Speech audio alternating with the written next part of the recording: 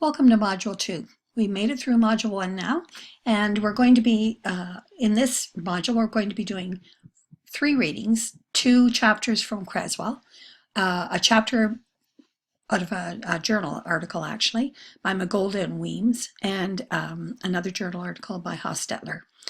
Your assignments for this next couple of weeks will be the forum groups, which will be starting in a more formal way for this module.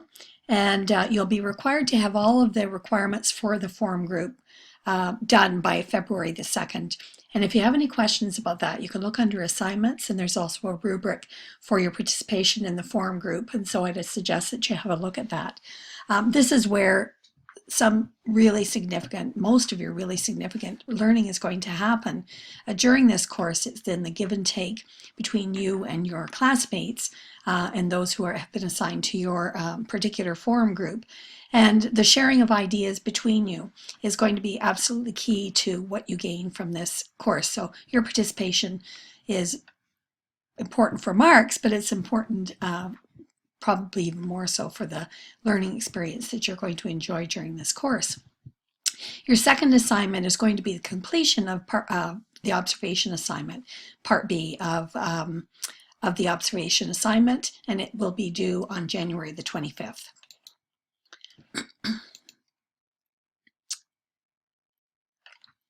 In the Creswell articles, and I'm not going to spend a huge amount of time on Creswell because both of the chapters are pretty self-evident.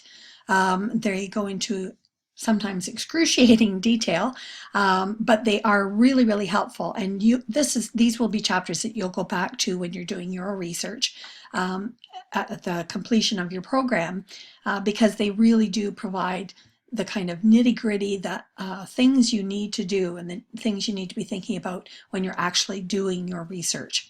So in chapter 3, that is, he talks about purpose statements, research questions, hypotheses, and so on as they relate to both quantitative and qualitative research.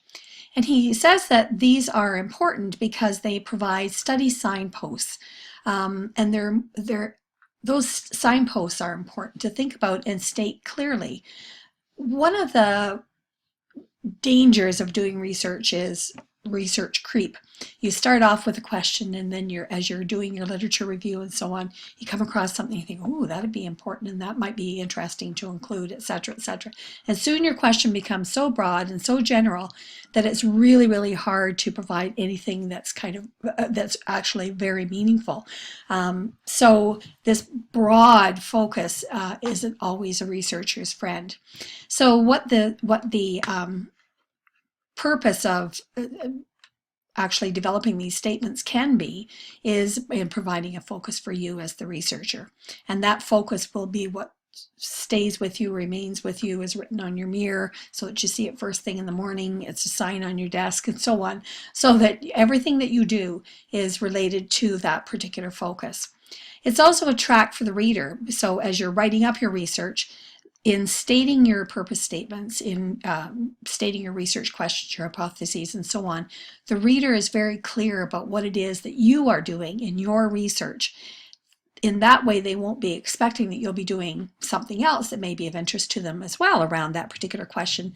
They'll know that this is what you're providing in terms of a body of knowledge related to a question they may be interested in. So as Creswell argues, both of these are important aspects of being very clear in developing your purpose statements and so on. He also makes a point, and a very explicit point, around the differences between how this works out for quantitative and for qualitative research, and how this may require different approaches to writing up your purpose statements and so on. So I'm not going to, as I said, I'm not going to go into that in any detail, except to suggest that you read through that carefully and make notes to yourself so that when you get to the point of actually doing that for yourself, you're going to be able to do that with real clarity. And of course, as you get into your article critique assignment as well, where you identify 15 articles and write up a certain number of them, and so on. It will be important at this point probably for you to start thinking about what that question might be, what that area of inquiry might be, so that as you're doing that assignment, you can actually bring that body of knowledge to the work that you eventually do when you do your final research. So this is a good time to be reading Creswell, thinking and analyzing what it is that you might be thinking about doing in the future. The literature review, of course, is a very important step, and we talked about that actually in Module 1, a very important step in thinking about what does the literature actually tell us already about the phenomenon or about the particular question or hypothesis that you're going to be pursuing. He offers some practical tips around identifying key terms, and you do that in developing your question, even in developing a preliminary title or a preliminary research question that's going to help you identify what those key terms are. And then you can locate in the literature the various things that are available. Now, I would draw to your attention, see if I can do this now, to your attention on the eClass site to the right hand side, at least that's where it is on my computer. There's some links for the library, and one of them is videos that are available to you. I would suggest that you really take advantage of the work that the library has done in providing this kind of information. If you're close to Edmonton and you can get into the library, set up an appointment with one of the librarians. They're absolutely incredibly fantastic in helping you find the kind of literature that will be very helpful. But if you're a distance from the library, that might not be possible. And this is certainly a wonderful resource. So you can go through and you can find out how you actually search some of the databases that are available, including ERIC, which is one of the ones that, and this referenced here as well, that Creswell talks about. There's also some information here about setting up RefWorks, which is a way to keep an ongoing database for the various readings that you're accessing, and you can keep your references there, and when you're building your references list at the end of a paper, for example, if you've cited any of those, it will, I'm not quite sure how this works, it's a bit of magic that I haven't explored to any great extent, but I know people who have, and it will build your references list for you. So depending on the kind of citation method that you're using. So it's a really handy dandy kind of knowledge to build, if that is the kind of thing that is of interest to you. So what I'm saying is this is important information, and it would be really helpful to you to actually access that and to learn more about it. Okay, let's get back to our slides here. So once you've located the literature, and the library has, we are very lucky at the University of Alberta to have the kinds of resources that we have, particularly the electronic resources. So, you know, in taking advantage of that, building various kinds of resources that might be available to you, then you have to look at them and say, okay, is this something that's really going to be helpful to me? You evaluate the merit of them based on quality. For example, are they refereed? Have they been refereed in journals that are legitimate journals? And you can find that out actually on the citation page, or when you're looking up articles. One of the criteria is referee journals, and when you click that, that's all that will come up, and that way you can kind of be assured that the quality is there. You can look up the journal and find out whether that journal actually uses qualified referees and so on. And then, of course, the other part of it is, in addition to the quality of the actual article itself, is this of value to your study? This might be a wonderful, interesting, fabulous article, but does it really have value to the study that you're doing? So you have to make those kinds of judgments, and then you can build the literature that is going to set you up for a really excellent study. Then you have to organize it, and Creswell has some ideas for that, and there are others as well. And then you can then you write up your literature review in various ways. For example, for your assignment for this course, that is one way of kind of developing a body of literature but it won't help in comparing and contrasting and so on. So that is something that we'll be talking about a little bit later in the course, but that's something that you'll be able to, you'll need to do in your research when you're building your literature review. Okay, there we are.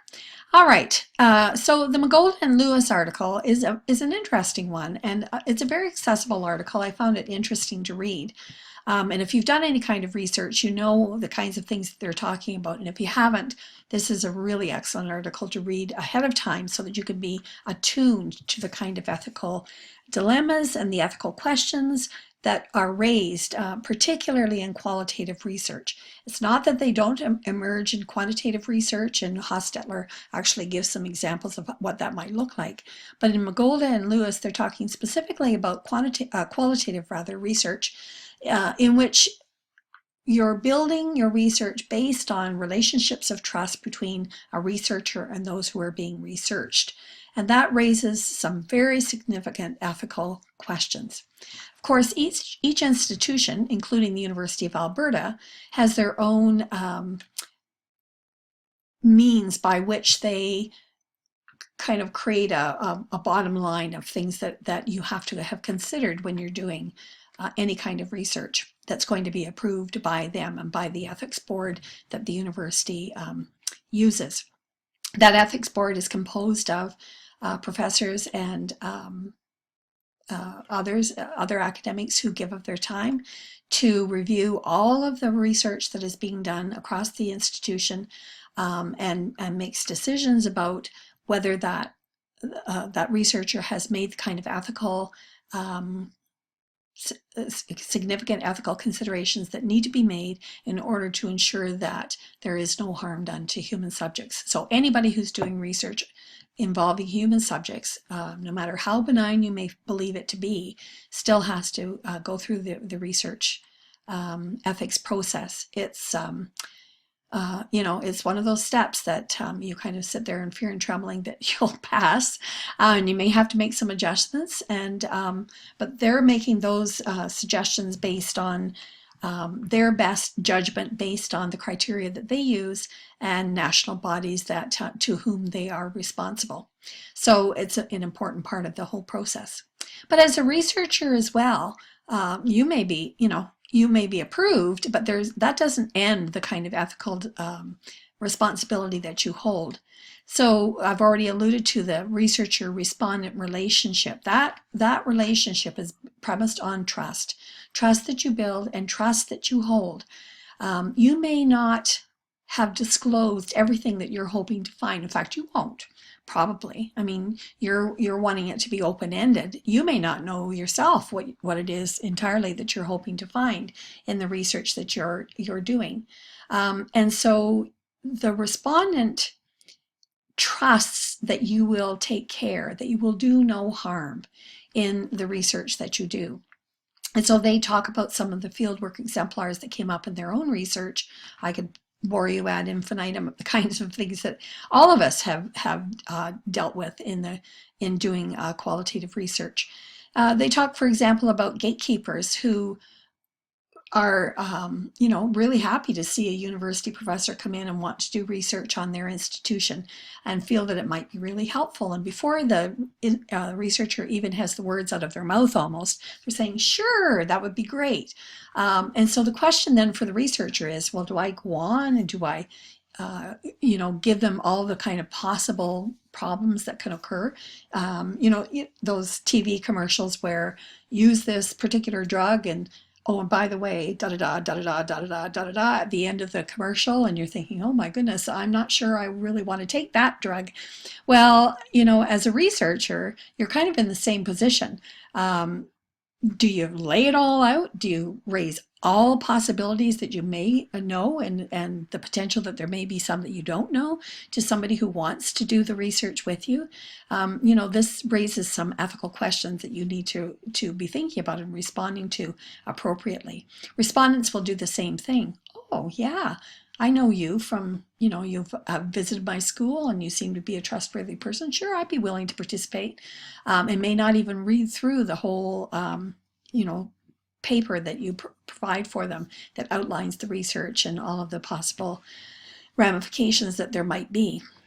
So, you know, it really is up to you to make sure that everybody understands the potential for harm, and works that through with each of the people that are participating. There's also potential harm to the larger community, where it goes out into the big broad world, and suddenly somebody is looking very closely at the practices of a particular principal or a particular superintendent or a particular teacher or a particular counselor, you know, whatever it may be. Or conversely, and this is in the article, this is what they bring up, where the research is actually used to the detriment of the community. And we have lots of examples of that, for example, in research that's been done in First Nations communities. So, and I use that as a particular example, and of course it's happened in other places as well. So, you know, so these are the potential roadblocks, harms that can happen, and so we have to be sensitive to them and try to work to prevent that from happening as much as possible. There's potential harm to the researcher as well, just the kind of emotional labor of working through these issues, both internally and externally with those that are participating. Or, you know, you make the wrong decision and suddenly your reputation is on the line as an ethical researcher. So, you know, so there are ways in which this can come back to haunt a researcher as well. The important thing in all of this is to take account of the power relationships. Who has the power in this relationship? Who has the power to speak? How is that organized?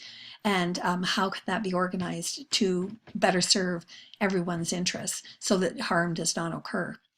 And of course, in all of this, you're balancing the harm potential with the possibility of meaningful research. So let me give you an example. A colleague was doing a large research study looking at banking institutions and the ways in which those with disabilities are integrated into the practices of that institution.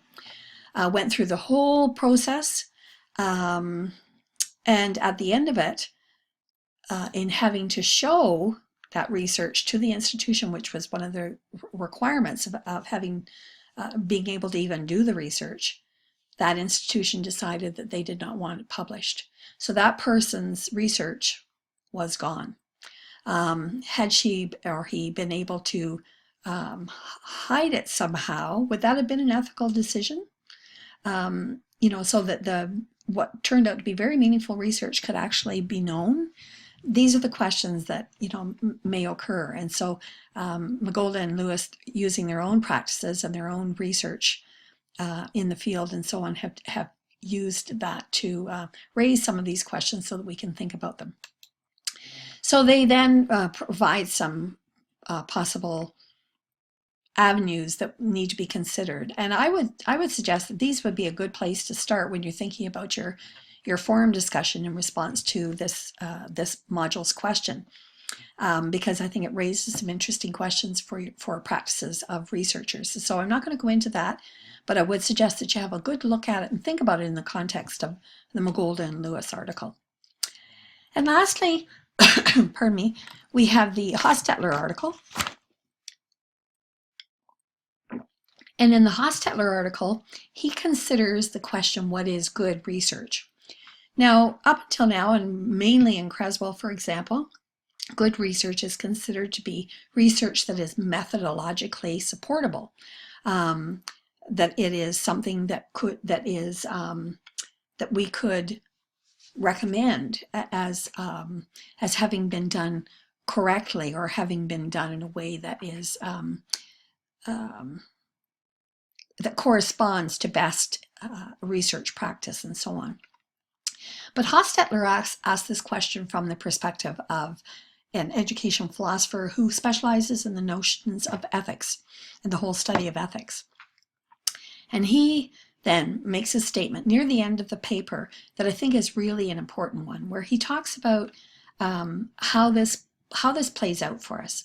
As education researchers, we have a particular obligation and opportunity to take a leading role in seeing that the research that is done is truly good research. As we do our work, we need to think beyond questions of how we will study students or analyze school policies, and of course we'll do that. But in doing that, we need to think about how we can make life better for people. We need to think beyond our taken for granted ideas of well-being, and he provides lots of examples of how philosophers have done that, have considered questions of well-being, and in doing so raise some kind of uncomfortable questions, especially for practitioners in schools. So, so that raises some interesting ethical questions. And what is good? And make those ideas the objects of serious communal inquiry. Well, in your schools, in your school systems, in our universities, in this course, in the forum that you're going to be participating in. This is a good place to think about and raise these questions in a meaningful and thoughtful and scholarly way. Serving people's well-being is a great challenge, but it is also our greatest calling. And in pursuing that calling, we'll be pursuing Module 2 and then Module 3, 4, 5, and 6. And as we do, your knowledge of all of the various questions that are at the heart of doing good research will be very much at the fore of what we're going to be discussing. So I hope this is helpful to you in just kind of laying the skeleton of what we'll be looking at in Module 2. If you have any questions about the readings, about assignments and so on, please do direct them to me. And I'll be really very interested in reading your forum responses and participating in those discussions to some degree. I don't want to take over any of the forums because, of course, they're where you have an opportunity to really kind of wrestle with the ideas. But if there's something I think of that might move the discussion forward a little bit or raise a question that might be of interest, then I will participate in that way. So I look forward to that. Good luck with Module 2. And as I said, if you have any questions, please do direct them to me.